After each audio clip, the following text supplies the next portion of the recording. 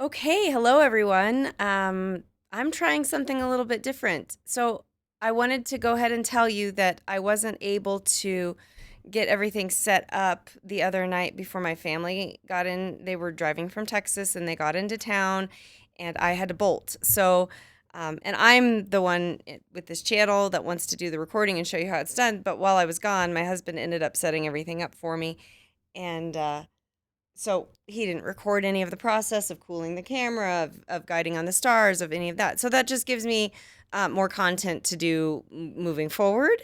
But we did get an image out of the other night, and I didn't, like I said, he did all the stuff because I've been with my family, for which I'm going to go see them again later, and we're going to have a couple kids stay with us. So uh, he went ahead and did the stacking process in PixInsight, where he took all of the images, including the flats, darks, and the dark flats to do it. I'd have to look and see how many. Oh, and the darks. I'd have to look at the. I'd have to connect to the Astro camera out there to tell you how much was in there. So I'll be sure after I do this video to get into the description and I'll add it there. But this is just a walkthrough of a quick processing that I did on the image that with the target that we shot the other night, which was the Pinwheel Galaxy. And it turned out pretty good. This is actually my personal best image for it. And I know it'll look that much better in my husband's equipment once it's all set up and ready to go in observatory number 2. So in the meantime, I'm going to just show you my processing. I went ahead and recorded. I processed it last night. It'd been a long time since I processed, and I couldn't kind of like I had to get kind of back on my bike. Like I had to kind of learn. So I didn't record that one. So I tried to mimic it this afternoon. And for any of you out there who do this kind of editing in PixInsight, it's very hard to exactly duplicate what you are doing. So it's a little bit different, but at the very end of the video, I fade into the image that I did last night that I personally liked better. It's not a whole lot different from what I did today. So, you should be able to see it just fine. But we're going to go ahead and hit play here. And I sped this video up because it was a little bit long. So we're going to go fast. So this is the integration. This is 93 180-second images. So this is 4 hours and 39 minutes worth of data on the pinwheel. And I do a channel extraction at the very first thing. And you can see me kind of marking here. I don't really know. This is just a tutorial I followed where you want to linear fit all of your images to be the same for the median range. I'm not a tutorial specialist, so I'm not going to go through all of that point by point here. If you want to look up linear fit statistics for PixInsight, I'm sure there's other YouTube videos out there. I'm not that person for that. That's not my channel. This is just showing you a very quick way of how I went through it. So once I had the channels all fitting the same linear fit, I went into the dynamic background extraction and I just did the edges and I subtracted and I divided on each RGB frame. So you can see DBE, DBE at the end of each when I'm done. And then I I do a channel combination and I put them all back together after this process is done.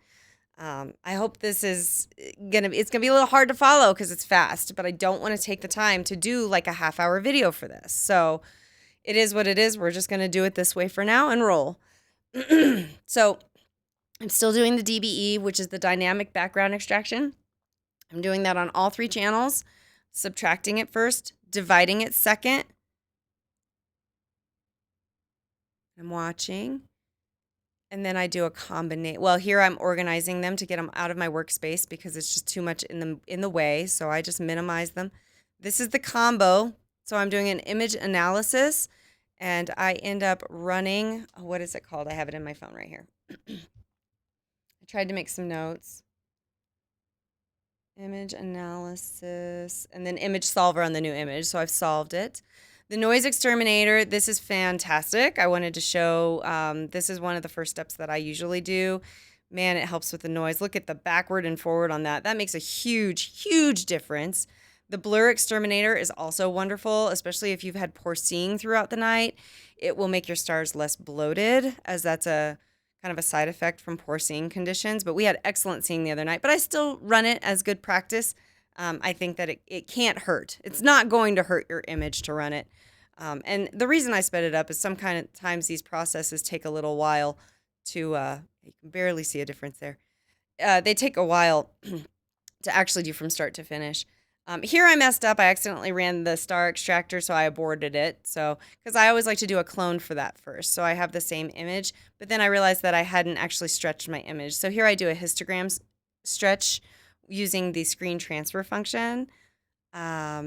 Here I did the clone for starless, and then I took out the stars. I did the star extracting in the clone image. So we just wait until it processes. And now I've got a starless image. And what I'm going to do here is I'm going to reduce the stars from the original image, just to make them not quite so in your face. And you can see the difference there. It just tones everything down just a little bit, so it's not so crazy. That works so well when you're in a star-rich field of the sky. It works really, really well. But it works well for things like this too. So this is where I do a luminance channel. Oh, I did the gradient. Yeah, see? Okay, I backed up. So I did the gradient correction first. That's a new process. That was my first time using it. I think it worked really well. This is where I do the luminance channel, and then I bring down the saturation bar, because when you go back to your original image and you run it with the chrominance noise reduction, it actually saturates your picture like crazy. And you can tell my picture is very, very green.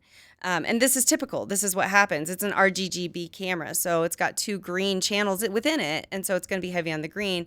That's when you use the SCNR and you subtract the green. So now we're starting to look a little bit more normal. This image probably would be fine by itself, but I'm me, and I have my own tastes, so I do my thing. And a lot of this is just me kind of like, what could I do here? So you can tell that I'm doing another starless. I'm doing another star extraction. This is going to help me get the background and the foreground a little bit more contrasted from one another, as well as kind of piece out the saturation that I want so I don't blow out the background of the sky. Range selection is a tool. I'm telling you, I am not a tutorial specialist. This is not a tutorial. This is a run through of my process, and it's sped up. It's a little over 10 minutes long. Here, when you're using these tools, sometimes you have to use the preview before you can actually see what they're doing. So you see me kind of finicking with some things. PixInsight is a software it's hard to learn, and I still fumble with it. It's going to take me a lifetime to figure it out, and I can't even tell you how many processes I don't use. I use what I know, and that gets me well enough to get a good image out of the thing. I know I'll evolve, but right now this is where I'm at. This is my skill level. So I'm just sharing with you my skill level. So this is where I'm going to add the stars back into my image after I've saturated the galaxy and the details within it. And then I go ahead and save it here because I don't like any of the sharpening tools. I haven't found any in PixInsight that I really like, so I use Photoshop for this part. And I go into Photoshop and I use the Adobe Camera Raw, and I'll actually use it to sharpen. The detail slider for sharpening works really, really well. And you can actually see I kind of toggle with it a little bit, go back and forth and see what I like.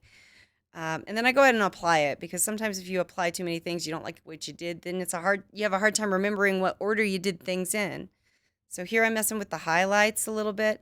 If you play down the highlights a little bit in a galaxy, it will make it look sharper as well.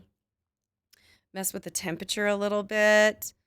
It's all personal preference. I mean, the cameras pick up what they pick up, and then it's up to us to just take what we get and make it our own. That's the beauty of deep space astrophotography, is that we get to do what we want. It's not like I've been on a spaceship and gone out to the pinwheel and I can actually tell you for certain what it looks like. There's a lot of creative liberties that come with deep space astro. And if you don't like somebody's, that's fine. You don't have to like what they do. This is just my flair. And I just add a little bit of me to my photos to make them mine. So it is a neat process, and it is an art, and it's a lot of fun. It's a little bit like painting. So here I'm removing the stars again. I think this was because I wanted to make the background a little bit different. I wanted to kind of desaturate some of it, because when it's starless, you can actually see better than when it has the stars in it. That's kind of got some chunks. It's kind of blocky. And if you desaturate that a little bit and make it a little bit darker, it does help with that. So I'm doing another range mask because I need to mask off the main areas of my target here, which is the pinwheel. This might be sped up a little bit too fast, but you know, it is what it is. There we go. I had that wrong. And this is where I start messing a little bit with some of desaturating the background some, so it's not so crazy. Making it a little bit more blue because I took some blue out in the beginning and I wanted to put it back. That's something you can do with processing too. You can take something away and be like, now I'm at this step. I want to get it back. You don't have to start over. You can artificially bring it back in a very gentle way that looks very natural to the original that you erased. So here it is without stars. It's looking pretty good. And I will tell you, I always put the images on my phone after I'm done. Here I'm adding the stars back in with pixel math. Telling you, if you've got questions about pixel math, look it up because I am not one to explain things. This is not me. But I'm one of those people that puts the images on my phone after I'm done editing them because I want to look and see what because my color calibration, I've never been able to get it right between my screen and my phone. And I'm on my phone more than I'm on my computer, and I think a lot of people are too. Oh, here I'm just scrolling around so you can see the details. This turned out really nice. I mean, considering it's a little different than my final edit, but that turned out really nice. So I ended up saving that.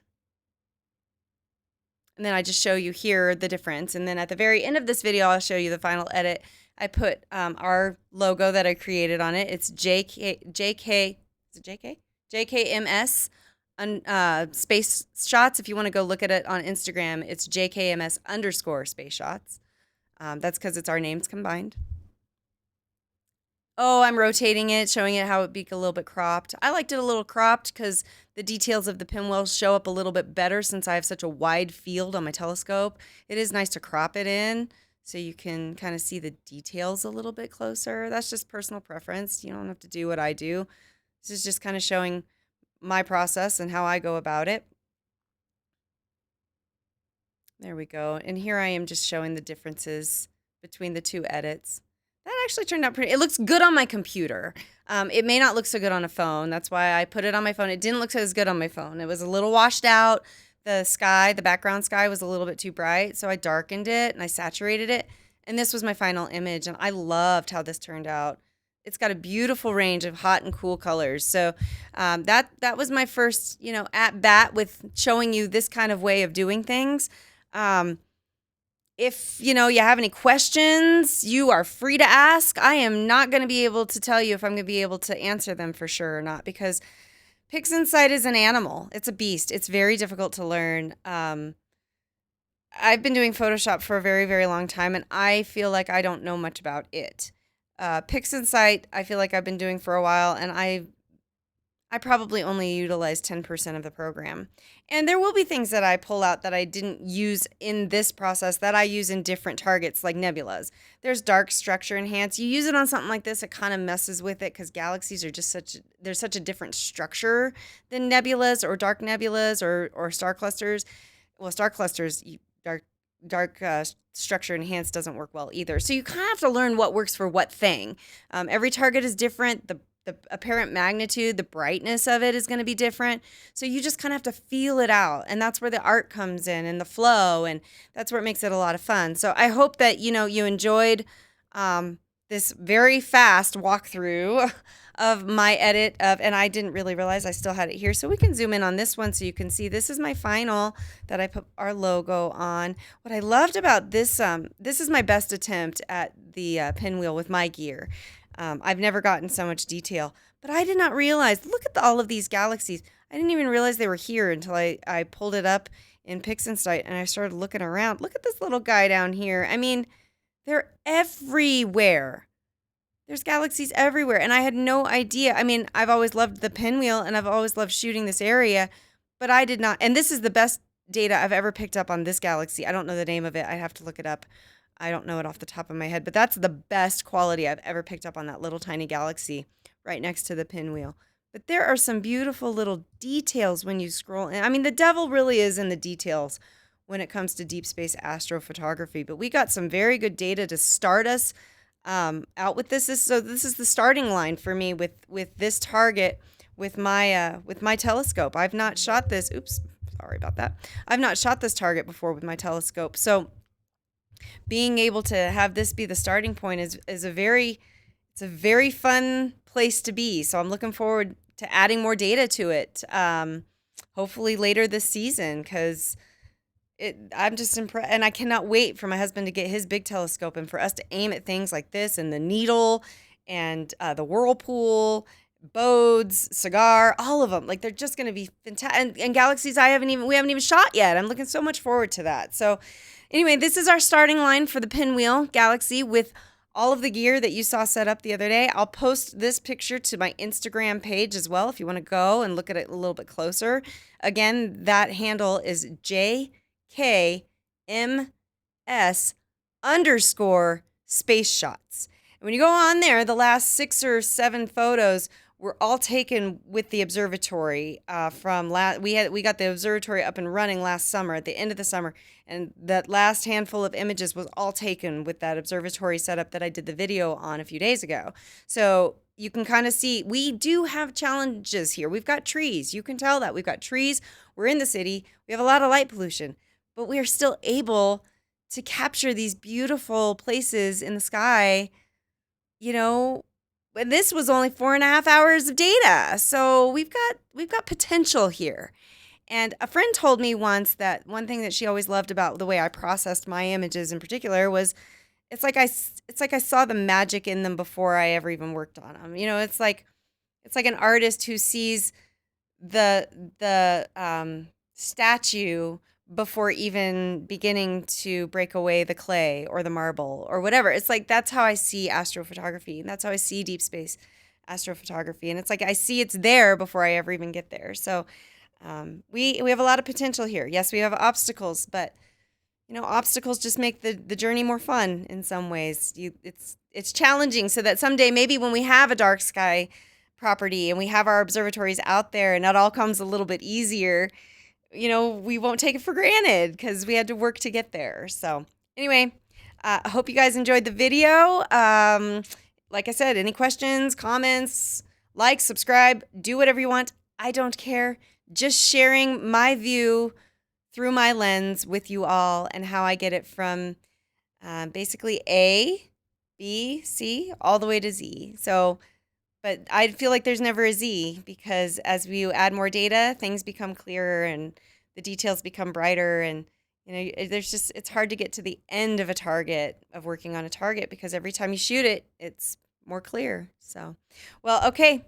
Thank you guys for joining me this evening. And I hope this kind of gives you an insight. Maybe as I grow this channel and I grow my abilities and I grow just who I am in general, maybe I will do some tutorials and focus more in on the processes in PixInsight and what they actually do or what I comprehend that they do. But I'm not there yet. I know how they affect my photos because I've played with them and I've, you know, undid them and redid them at different stages, and I've just kind of learned through it. So I'm just not there yet. But this is where I'm at. This is my skill level, and I'm very pleased to be able to do it this way. So, all right, I'm done. I'm done babbling. All right, you guys have a good night.